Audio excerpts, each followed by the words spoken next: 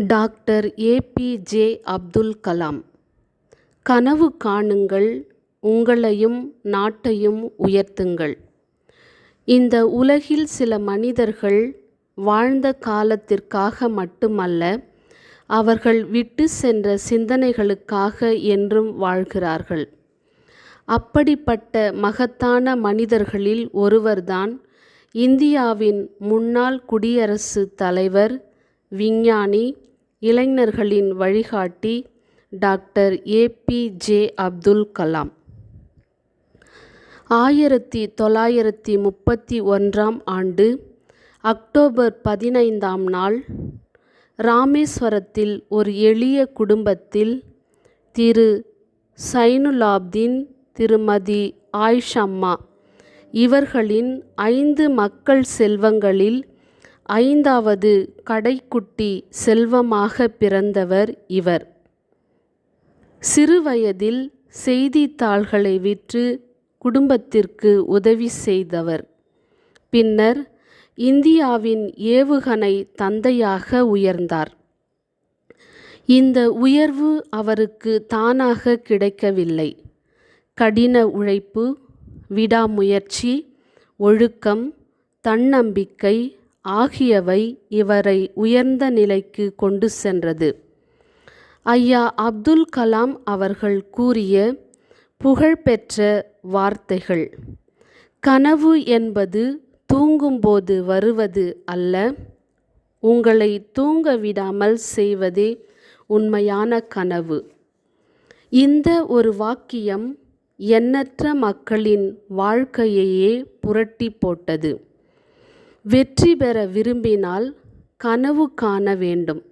அந்த கனவை நனவாக்க தினமும் உழைக்க வேண்டும். ஐயா அப்துல் கலாம் அவர்கள் ஒரு சிறந்த விஞ்ஞானி மட்டுமல்ல, சிறந்த ஆசிரியரும் ஆவார். மாணவர்களை மிகவும் நேசித்தார். இந்தியாவின் எதிர்காலம் இளைஞர்களின் கைகளில் உள்ளது என்று நம்பினார். மாணவர்களிடம் எப்போதும் கேள்வி கேளுங்கள், புதிதாக சிந்தியுங்கள், தோல்வியைக் கண்டு பயப்படாதீர்கள் என்று ஊக்கமளித்தார். ஐயா அப்துல் கலாம் அவர்கள் பல முறை தோல்வியை சந்தித்தார். ஆனால் ஒவ்வொரு தோல்வியையும் ஒரு புதிய பாடமாக ஏற்றுக்கொண்டார். அவர் சொன்னது: தோல்வி என்பது முடிவு அல்ல, அது வெற்றிக்கான முதல் படி. இன்று பலர் சிறிய தோல்வியிலேயே மனம் தளர்ந்து விடுகிறார்கள்.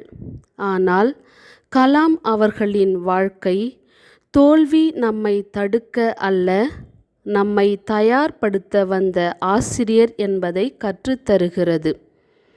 அவர் உயர்ந்த பதவியில் இருந்தபோதும் மிகவும் எளிமையாக வாழ்ந்தார். அதிகாரத்தை அல்ல, மனித நேயத்தை நேசித்தார். செல்வத்தை அல்ல, நல்ல பண்புகளை சேர்த்தார். அதனால்தான் இன்று வரை மக்கள் அவரை அன்புடன் மக்களின் ஜனாதிபதி என்று அழைக்கிறார்கள். இறுதி வரை ஆசிரியராகவே வாழ்ந்தார்.